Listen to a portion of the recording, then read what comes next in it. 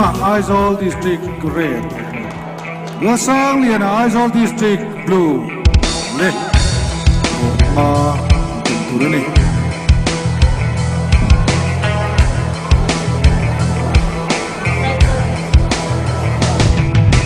Tinakan hiya turki inbuan palian ko nila. Aniya.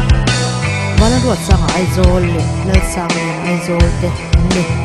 At sakzok breve hian TV lagi Rawn final into final semi-final aniya ang pulang turangay ang thokat na chon halang ole